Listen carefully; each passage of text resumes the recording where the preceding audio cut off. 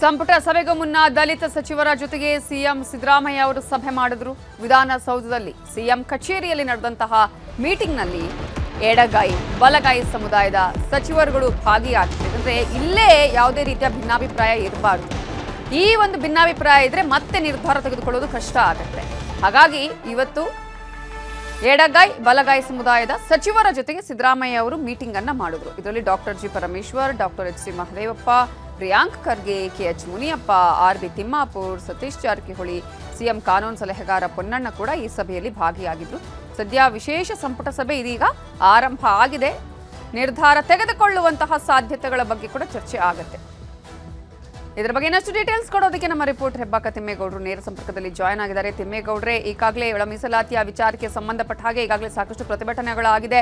ಶುಕ್ರವಾರದ ವಿಶೇಷ ಸಂಪುಟ ಸಭೆಯಲ್ಲಿ ತೀರ್ಮಾನ ಆಗಬೇಕು ಅನ್ನುವಂತಹ ಒತ್ತಾಯಗಳು ಕೇಳಿ ಬಂದಿರುವ ಹಿನ್ನೆಲೆಯಲ್ಲಿ ಇವತ್ತು ಸಿದ್ದರಾಮಯ್ಯ ಅವರೀಗ ಏನು ದಲಿತ ಸಮುದಾಯದವರ ಸಚಿವರುಗಳ ಮೀಟಿಂಗ್ ಅನ್ನು ಕೂಡ ಮಾಡಿದ್ರು. ಆ ಮೀಟಿಂಗ್ ನಲ್ಲಿ ಒಮ್ಮತ ಬಂದಿದೆಯಾ? ಜೊತೆಗೆ ವಿಶೇಷ ಸಚಿವ ಸಂಪುಟ ಸಭೆಯಲ್ಲಿ ನಿರ್ಧಾರ ಆಗತ್ತಾ? ಸದ್ಯಕ್ಕಂತೂ ಈ ಒಂದು ಒಳ ಮೀಸಲಾತಿ ಜಾರಿ ವಿಚಾರ ಬಗೆಹರಿಯುವಂತಹ ಒಂದು ಲಕ್ಷಣಗಳು ಸದ್ಯಕ್ಕೆ ಕಂಡುಬರ್ತಾ ಇಲ್ಲ ನವಿತಾ ಜೈನ್. ಯಾಕಂತ ಹೇಳಿದ್ರೆ ಎಡಗೈ ಸಚಿವರಾಗ್ಲಿ ಅಥವಾ ಬಲಗೈ ಸಮುದಾಯದ ಸಚಿವರಿಗಾಗ್ಲಿ ಈ ಒಂದು ಒಳ ಮೀಸಲಾತಿ ಗೊಂದಲ ಬಗೆಹರಿಯುತ್ತೆ ಅನ್ನುವಂತ ಒಂದು ವಿಶ್ವಾಸ ಅವ್ರಿಗೂ ಕೂಡ ಇಲ್ಲ. ಇವತ್ತು ಬೆಳಿಗ್ಗೆ ಇದೇ ನಮ್ಮ ನ್ಯೂಸ್ 18 ಜೊತೆ ಮಾತನಾಡಿದಂತ ಎಡಗೈ ಸಮುದಾಯದ ಸಚಿವರಾಗ್ಲಿ ಅಥವಾ ಬಲಗೈ ಸಮುದಾಯದ ಸಚಿವರಾಗ್ಲಿ ಅವರು ಇವತ್ತು ಈ ಒಂದು ಗೊಂದಲ ಬಗೆಹರಿಯುತ್ತಾ ಅನ್ನುವಂತ ಒಂದು ಪ್ರಶ್ನೆಗೆ ಅವರಲ್ಲಿ ಏನು ಅಡ್ಡಗೋಡೆ ಮೇಲೆ ದೀಪ ಇಟ್ಟಂತೆ ಉತ್ತರ ಕಂಡುಬಂತು. Especially RB. Thimmapur, KH Muniyappa ಮತ್ತೆ ಮಹದೇವಪ್ಪನವರ ನಿವಾಸದಲ್ಲಿ ಇವತ್ತು ಬೆಳಿಗ್ಗೆ ಎಡಗೈ ಮತ್ತೆ ಬಲಗೈ ಸಮುದಾಯದ ಸಚಿವರ ಸಭೆ ಕೂಡ ನಡೆಯಿತು. ಅಂದ್ರೆ ಸಚಿವ ಆರ್.ಬಿ. ತಿಮ್ಮಾಪುರ್, ಕೆಎಚ್ ಮುನಿಯಪ್ಪ, ಮಾಜಿ ಸಂಸದ BN. Chandrappa, MLC doctor Thimmaiah ಸೇರಿದಂತೆ ಎಡಗೈ ಸಮುದಾಯದ ಶಾಸಕರು ಸಚಿವರುಗಳು ತೆರಳಿ ಅಲ್ಲಿ ಮಹದೇವಪ್ಪನವರ ನಿವಾಸದಲ್ಲಿ ಮೊದಲ ಹಂತದ ಸಭೆಯನ್ನು ನಡೆಸಿದ್ರು. ಆ ಬಳಿಕ ವಿಧಾನಸೌಧಕ್ಕೆ ಆಗಮಿಸಿದ್ರು. ವಿಧಾನಸೌಧದಲ್ಲಿ ಸಿಎಂ ಸಿದ್ದರಾಮಯ್ಯರ ನೇತೃತ್ವದಲ್ಲಿಯೇ ಎಡಗೈ ಮತ್ತು ಬಲಗೈ ಸಮುದಾಯದ ಸಚಿವರ ಸಭೆ ನಡೆಯಿತು. Especially doctor H C Mahadevappa, doctor G Parameshwar, Priyank Kharge ಬಲಗೈ ಸಮುದಾಯದಿಂದ ಪ್ರತಿನಿಧಿಸಿದ್ರೆ ಇತ್ತ ಎಡಗೈ ಸತೀಶ್ ಜಾರಕಿಹೊಳಿ ಕೂಡ ಈ ಒಂದು ಸಭೆಯಲ್ಲಿದ್ರು. ಮತ್ತೊಂದು ಕಡೆಯಾಗಿ ಸಿಎಂ ಕಾನೂನು ಸಲಹೆಗಾರ ಪೊನ್ನಣ್ಣನವರು ಕೂಡ ಈ ಒಂದು ಸಭೆಯಲ್ಲಿ ಭಾಗಿಯಾಗಿದ್ರು. ಈ ಒಂದು ಸಭೆಯಲ್ಲಿ ಸಂಪುಟ ಸಭೆಗೂ ಮುನ್ನ ಸಿಎಂ ಸಿದ್ದರಾಮಯ್ಯನವರು ಈ ಒಂದು ದಲಿತ ಸಮುದಾಯದ ಸಚಿವರ ಅಭಿಪ್ರಾಯವನ್ನು ಕೂಡ ಸಂಗ್ರಹ ಮಾಡಿರ್ತಕ್ಕಂಥದ್ದು. ಯಾಕಂತ ಹೇಳಿದ್ರೆ ಅಲ್ಲಿ ಆ ಒಂದು ಸಚಿವ ಸಂಪುಟ ಸಭೆಗೆ ಹೋದಂತ ಸಂದರ್ಭದಲ್ಲಿ ಗೊಂದಲಕ್ಕೀಡಾಗೋದು ಬೇಡ, ಪರಸ್ಪರ ವಾಕ್ಸಮರ ಅಂದ್ರೆ ಜಗಳ ಆಡೋದು ಬೇಡ. ಈ ನಿಟ್ಟಿನಲ್ಲಿ ಇಲ್ಲಿಯೇ ಒಂದು ಗೊಂದಲವನ್ನ ಬಗೆಹರಿಸಿಕೊಳ್ಳೋಣ ಅನ್ನುವಂತ ಒಂದು ನಿಟ್ಟಿನಲ್ಲಿ ಆ ಒಂದು ಸಂಪುಟ ಸಭೆಗೂ ಮುನ್ನ ತಮ್ಮ ಕಚೇರಿಯಲ್ಲೇ ಸಭೆಯನ್ನ ನಡೆಸಿದ್ರು ಅಂತ ಹೇಳಲಾಗ್ತದೆ. ಆದ್ರೆ ತಮ್ಮ ಅಭಿಪ್ರಾಯವನ್ನ ಸಂಪುಟ ಸಭೆಯಲ್ಲಿ ಕ್ಯಾಬಿನೆಟ್ ನಲ್ಲೇ ಮಂಡಿಸ್ತೀವಿ ಎನ್ನುವಂತ ಮಾತನ್ನ ಪ್ರಿಯಾಂಕ್ ಖರ್ಗೆ ಅವರು ಹೇಳಿದ್ರು ಅಂತ ಹೇಳಲಾಗ್ತದೆ. ಮತ್ತೊಂದು ಕಡೆಯಾಗಿ ನಮ್ಮ ಸಮುದಾಯದ ಬಹು ದಶಕಗಳ ಒಂದು ಬೇಡಿಕೆ ಇದು, ಇದನ್ನ ಈಡೇರಿಸಲೇಬೇಕು ಅನ್ನುವಂತ ಒಂದು ನಿಟ್ಟಿನಲ್ಲಿ ಆರ್.ಬಿ. ತಿಮ್ಮಾಪುರ್ ಮತ್ತೆ ಕೆಎಚ್ ಮುನಿಯಪ್ಪನವರು ಸಿಎಂ ಮುಂದೆ ಬೇಡಿಕೆಯನ್ನ ಇಟ್ಟಿರ್ತಕ್ಕಂಥದ್ದು. ಇವತ್ತು ಎಸ್ಪೆಷಲಿ ಸರ್ ಯಾವ್ದಾದ್ರು ಒಂದು ಕನ್ಕ್ಲೂಷನ್ಗೆ ಬರಬೇಕು, ಒಂದು ನಿರ್ಧಾರಕ್ಕೆ ಬರಬೇಕು. ಇಲ್ಲದೆ ಇದ್ರೆ ನಮ್ಮ ಸಮುದಾಯ ಬೀದಿಗಿಳಿದು ಮತ್ತೆ ಹೋರಾಟವನ್ನ ಆರಂಭ ಮಾಡುತ್ತೆ. ನಾವು ಸಮುದಾಯಕ್ಕೆ ಉತ್ತರವನ್ನ ಕೊಡೋದಕ್ಕಾಗ್ತಾ ಇಲ್ಲ. ಈ ನಿಟ್ಟಿನಲ್ಲಿ ನೀವು ಇದಕ್ಕೆ ಒಂದು ತೆರೆಯನ್ನ ಎಳಿಬೇಕು. ಯಾಕಂತ ಹೇಳಿದ್ರೆ ಚುನಾವಣೆ ಪೂರ್ವ ಸದಾಶಿವ ಆಯೋಗದ ವರದಿಯನ್ನ ಜಾರಿಗೆ ತರ್ತೀವಿ ಅನ್ನುವಂತ ಮಾತನ್ನ ನೀವೇ ಚಿತ್ರದುರ್ಗದ ಸಮಾವೇಶದಲ್ಲಿ ಭರವಸೆಯನ್ನ ಕೂಡ ಕೊಟ್ಟಿದ್ರಿ. ಇದೀಗ ಸರ್ಕಾರ ಅವಧಿಯನ್ನು ಪೂರೈಸ್ತಾ ಇರತಕ್ಕಂಥ ಸಂದರ್ಭದಲ್ಲಿ ಈ ಒಂದು ಒಳ ಮೀಸಲಾತಿಯನ್ನ ಜಾರಿಗೊಳಿಸ್ತಾ ಇದ್ರೆ ಅಥವಾ ವರ್ಗೀಕರಣವನ್ನು ಮಾಡದೇ ಇದ್ರೆ ಅದು ಸಮುದಾಯಕ್ಕೆ ಬೇರೆದ್ದೇ ಸಂದೇಶ ರವಾನೆ ಆಗುತ್ತೆ. ಮತ್ತೊಂದು ಕಡೆಯಾಗಿ 2028ರ ಚುನಾವಣೆಗೆ ಇಡೀ ರಾಜ್ಯದಲ್ಲಿ ಎಡಗೈ ಸಮುದಾಯ ಕಾಂಗ್ರೆಸ್ನಿಂದ ವಿಮುಖರಾಗುವಂತಹ ಒಂದು ಸಾಧ್ಯತೆಗಳಿದ್ದಾವೆ ಅನ್ನುವಂಥ ಒಂದು ಎಚ್ಚರಿಕೆಯನ್ನು ಕೂಡ ಕೊಟ್ಟಿರ್ತಕ್ಕಂಥದ್ದು. ಸೊ ಹೀಗಾಗಿ ಸರ್ಕಾರ ಎಲ್ಲ ಒಂದ್ ಕಡೆಯಾಗಿ ಎಚ್ಚರಿಕೆಯನ್ನ ಹೆಜ್ಜೆ ಇಡೋದಕ್ಕೂ ಕೂಡ ಮುಂದಾಗಿದೆ ಅಂದ್ರೆ ತಪ್ಪಾಗ್ಲಿಕ್ಕಿಲ್ಲ. ಒಂದ್ ಕಡೆಯಾಗಿ ರೋಸ್ಟರ್ ಬಿಂದು ವಿಚಾರವಾಗಿ ಮುಖ್ಯ ಕಾರ್ಯದರ್ಶಿ ಶಾಲಿನಿ ರಜನೀಶ್ ಅವರು ಕೊಟ್ಟಿರ್ತಕ್ಕಂಥ ಒಂದು ವರದಿ, ಮತ್ತೊಂದು ಕಡೆಗೆ ಒಳ ಮೀಸಲಾತಿ ವರ್ಗೀಕರಣಕ್ಕೆ ಸಂಬಂಧಪಟ್ಟಂತೆ ಏನು 50% ಮೀಸಲಾತಿಯಲ್ಲಿ ವರ್ಗೀಕರಣ ಮಾಡಬೇಕಾ ಅಥವಾ 70% ಅಲ್ಲಿ ವರ್ಗೀಕರಣವನ್ನ ಮಾಡಬೇಕಾ ಅನ್ನುವಂಥದ್ರ ಬಗ್ಗೆನೂ ಕೂಡ ಇನ್ನ ಕ್ಲಾರಿಟಿಗೆ ಬಂದಿಲ್ಲ. 50% ಅಂದ್ರೆ 15% ಮೀಸಲಾತಿಯಲ್ಲಿ ವರ್ಗೀಕರಣ ಮಾಡೋದಾದ್ರೆ ಎಡಗೈ ಸಮುದಾಯಕ್ಕೆ 5.3, ಬಲಗೈ ಸಮುದಾಯಕ್ಕೆ 5.3, ಮತ್ತೊಂದು ಕಡೆಯಾಗಿ ಇತರೆ ಲಂಬಾಣಿ, ಕೊರವ ಇತರೆ ಸಮುದಾಯಗಳಿಗೆ, ಬೋವಿ ಸಮುದಾಯಗಳಿಗೆ 4.4 ಅಂದ್ರೆ 4.4 ಮೀಸಲಾತಿ ಅನ್ವಯ ವರ್ಗೀಕರಣ ಮಾಡೋದಕ್ಕೆ ಒಂದು ಸಲಹೆ ಮತ್ತೆ ಚಿಂತನೆಯನ್ನ ನಡೆಸಿದ್ದಾರೆ ಅಂತ ಹೇಳಲಾಗ್ತಾ ಇದೆ.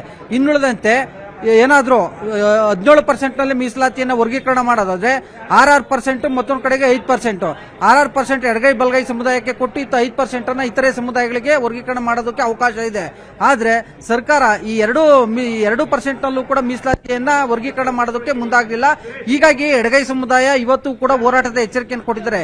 ಈ ಎಲ್ಲಾ ಬೆಳವಣಿಗೆಗಳ ನಡುವೆ ಇದೀಗ ಬಲಗೈ ಸಮುದಾಯಗಳ ಒಕ್ಕೂಟದ ಅಧ್ಯಕ್ಷರಾಗಿರ್ತಕ್ಕಂಥ ಜ್ಞಾನಪ್ರಕಾಶ್ ಸ್ವಾಮೀಜಿ ಅವರು ಸರ್ಕಾರಕ್ಕೆ ಒಂದು ಸುದೀರ್ಘ ಪತ್ರವನ್ನು ಬರೆಯೋದ್ರ ಮುಖಾಂತರ ಈ ಒಂದು ನಾಗಮೋಹನ್ ದಾಸ್ ವರದಿಯನ್ನು ತಿರಸ್ಕರಿಸಬೇಕು, ಮತ್ತೊಂದು ಕಡೆಯಾಗಿ ಒಳ ಮೀಸಲಾತಿ ವರ್ಗೀಕರಣ ವಿಚಾರವನ್ನ ಮರುಪರಿಶೀಲನೆ ಮಾಡಬೇಕು ಅನ್ನುವಂತ ಒಂದು ಆಗ್ರಹವನ್ನು ಕೂಡ ಮಾಡಿರ್ತಕ್ಕಂಥದ್ದು.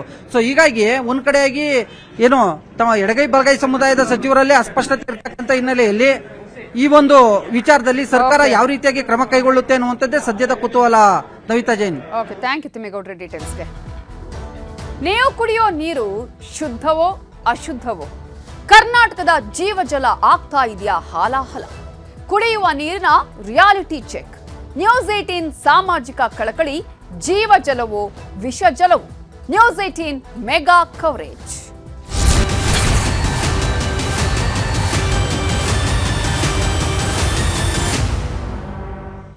ರಾಜ್ಯದ ಜನರೇ, ನೀವು ಕುಡಿತಾ ಇರುವ ನೀರು ಸೇಫಾ, ಶುದ್ಧವಾಗಿದೆಯಾ? ನೀವು ಸೇವಿಸ್ತಾ ಇರುವಂತಹ ನೀರು ಕಲ್ಮಶವಾಗಿಲ್ವಾ, ಕಲುಷಿತ ಆಗಿಲ್ವಾ?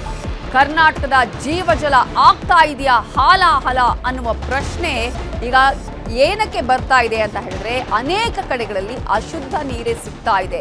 ಕುಡಿಯುವ ನೀರು ಶುದ್ಧ ಆಗಿಲ್ಲ ಅನ್ನೋದನ್ನ ನಾವಿಲ್ಲಿ ಗಮನಿಸಬೇಕಾಗುತ್ತೆ. ಕುಡಿಯುವ ನೀರಿನ ಬಗ್ಗೆ ನಿಮ್ಮ ನ್ಯೂಸ್ 18 ಕನ್ನಡ ರಿಯಾಲಿಟಿ ಚೆಕ್ ಮಾಡ್ತಾ ಇದೆ. ಬಿಸಿಲ ಬೇಗೆ, ಈ ಬಿಸಿಲಿನ ಸಂದರ್ಭದಲ್ಲಿ ಎಲ್ಲಾದ್ರೂ ಹೋಗಿ ನೀರು ಕುಡಿಯೋಣ ಅಂತ ಅನ್ಸುತ್ತೆ. ಅಂತಹ ಸಂದರ್ಭದಲ್ಲಿ ನೀರು ಚೆನ್ನಾಗಿದೆಯಾ ಇಲ್ವಾ ಅನ್ನುವಂತಹ ಪ್ರಶ್ನೆ ಈಗ ನಮ್ಮಲ್ಲಿ ಮೂಡಬೇಕು. ರಾಜ್ಯದ ಹಲವು ಜಿಲ್ಲೆಗಳಲ್ಲಿ ನಿಮ್ಮ ನ್ಯೂಸ್ 18 ಕನ್ನಡ ರಿಯಾಲಿಟಿ ಚೆಕ್ ಮಾಡಿದೆ. ಕುಡಿಯುವ ನೀರಿನ ಟೆಸ್ಟ್ನ ವರದಿಯಲ್ಲಿ ಏನಿದೆ? ಮೈಸೂರಿನ ಕೆ ಸಾಲುಂಡಿಯಲ್ಲಿ ಶುದ್ಧ ನೀರು ಪೂರೈಕೆ. ನ್ಯೂಸ್ 18 ರಿಯಾಲಿಟಿ ಚೆಕ್ನಲ್ಲಿ ಶುದ್ಧ ನೀರು ಸಪ್ಲೈ ಆಗ್ತಾ ಇರೋದು ಕಂಡು ಬಂದಿದೆ. ಲ್ಯಾಬ್ ರಿಪೋರ್ಟ್ ನೋಡಿ ಜನ ಖುಷಿಯಾಗಿದ್ದಾರೆ. ಇಂತಹ ಸ್ಟೋರಿ ಬಂದ್ರೆ ಅಥವಾ ಈ ರೀತಿಯಾಗಿ ಶುದ್ಧ ಕುಡಿಯುವ ನೀರೇ ಇದೆ ಅಂತ ಹೇಳಿದ್ರೆ ನಮಗೂ ಕೂಡ ಅಷ್ಟೇ ಖುಷಿ. ಆದ್ರೆ ನಾವು ಈ ರಿಯಾಲಿಟಿ ಚೆಕ್ ಮಾಡ್ತಾ ಇರೋದು ಜನರ ಆರೋಗ್ಯದ ದೃಷ್ಟಿಯಿಂದ, ಜನರ ಬಗ್ಗೆ ಇರುವಂತಹ ಕಳಕಳಿಯ ಹಿನ್ನೆಲೆಯಲ್ಲಿ ನಾವು ಕುಡಿತಾ ಇರುವ ನೀರು ಶುದ್ಧ ಇದೆಯಾ ಇಲ್ವಾ ಅನ್ನುವಂತಹ ಆತಂಕ ನಮಗೆ ಇದೆ. ಯಾಕಂದ್ರೆ ಅದರಿಂದ ನೂರಾರು ಅಪಾಯಗಳು, ಆರೋಗ್ಯದ ಮೇಲೆ ಸಮಸ್ಯೆ. ಇದೇ ಕಾರಣಕ್ಕಾಗಿ ಮೈಸೂರಲ್ಲೂ ಕೂಡ ನಿಮ್ಮ ನ್ಯೂಸ್ 18 ಕನ್ನಡ ರಿಯಾಲಿಟಿ ಚೆಕ್ ಮಾಡಿದಾಗ ಕೆ ಸಾಲುಂಡಿಯಲ್ಲಿ ಶುದ್ಧ ನೀರು ಪೂರೈಕೆ ಆಗ್ತಾ ಇದೆ ಅನ್ನುವುದು ಲ್ಯಾಬ್ ರಿಪೋರ್ಟ್ನಿಂದ ಗೊತ್ತಾಗಿದೆ.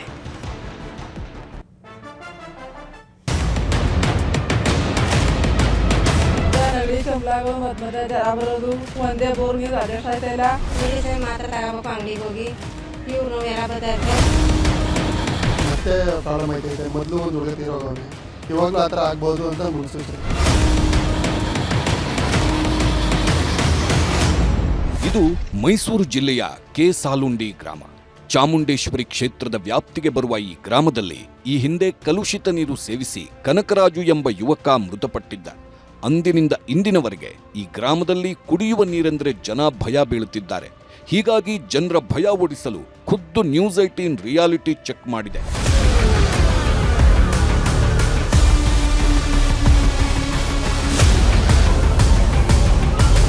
ನಾನೀಗ ಮೈಸೂರು ಜಿಲ್ಲೆಯ ಮೈಸೂರು ತಾಲೂಕಿನ ಕೆ ಸಾಲುಂಡಿ ಗ್ರಾಮದಲ್ಲಿದ್ದೇನೆ. ಇಲ್ಲಿಗೆ ಸರಬರಾಜು ಆಗ್ತಾ ಇರುವಂತಹ ಬೋರ್ವೆಲ್ ನೀರು ಕುಡಿಯೋಕೆ ಎಷ್ಟು ಪ್ಯೂರಿಟಿಯಿಂದ ಕೂಡಿದೆ, ಜನರು ಎಷ್ಟು ಶುದ್ಧವಾದ ನೀರನ್ನು ಕುಡಿತಾ ಇದ್ದಾರೆ.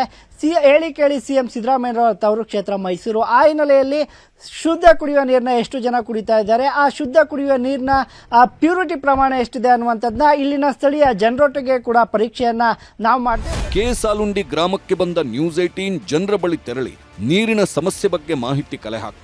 ಈ ವೇಳೆ ಗ್ರಾಮಸ್ಥರು ನೀರಿನ ಸಮಸ್ಯೆ ಹಾಗೂ ನೀರಿನಿಂದ ಬರ್ತಿರುವ ಕಾಯಿಲೆಗಳ ಬಗ್ಗೆ ಹೇಳ್ಕೊಂಡ್ರು.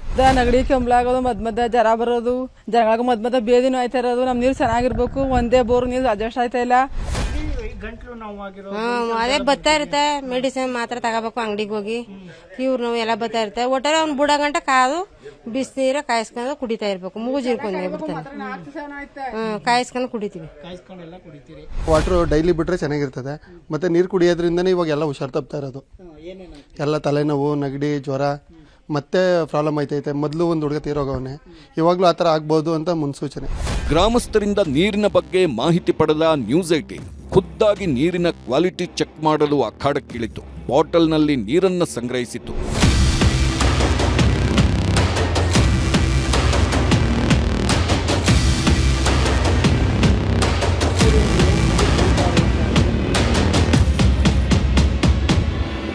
ಕೇಸಾಲುಂಡಿ ಗ್ರಾಮದಲ್ಲಿ ಸಂಗ್ರಹಿಸಿದ ನೀರಿನ ಅಸಲಿಯತ್ತು ತಿಳಿಯಲು ನ್ಯೂಸ್ 18 ಮುಂದಾಯಿತು. ಹೀಗಾಗಿ ಬಾಟಲ್ನಲ್ಲಿ ಸಂಗ್ರಹಿಸಿದ ನೀರನ್ನ ಜಿಲ್ಲಾ ಪಂಚಾಯತ್ನ ಶುದ್ಧ ಕುಡಿಯುವ ನೀರಿನ ಘಟಕದ ಲ್ಯಾಬ್ಗೆ ನೀಡಿತು. ಗ್ರಾಮಸ್ಥರ ಮುಂದೆ ತೆಗೆದುಕೊಂಡು ಬಂದಂತಹ ಬಾಟಲ್ ಏನಿದೆ ಅದನ್ನು ನಾನು ನೇರವಾಗಿ ಮೈಸೂರಿನ ಜಿಲ್ಲಾ ಮಟ್ಟದ ಕುಡಿಯೋ ನೀರಿನ ಗುಣಮಟ್ಟ ಪರೀಕ್ಷಾ ಪ್ರಯೋಗಾಲಯಕ್ಕೆ ಈಗ ಕೊಡ್ತಾ ಇದ್ದೀನಿ. ಇದನ್ನು ಅಲ್ಲಿ ರಿಪೋರ್ಟ್ ಬಂದ ಬಳಿಕ ಈ ಕುಡಿಯೋ ನೀರಿನ ಶುದ್ಧತೆ ಎಷ್ಟಿದೆ, ಇದರ ಪ್ಯೂರಿಟಿ ಎಷ್ಟಿದೆ ಅಂತ ನಿಮಗೆ ಗೊತ್ತಾಗುತ್ತೆ.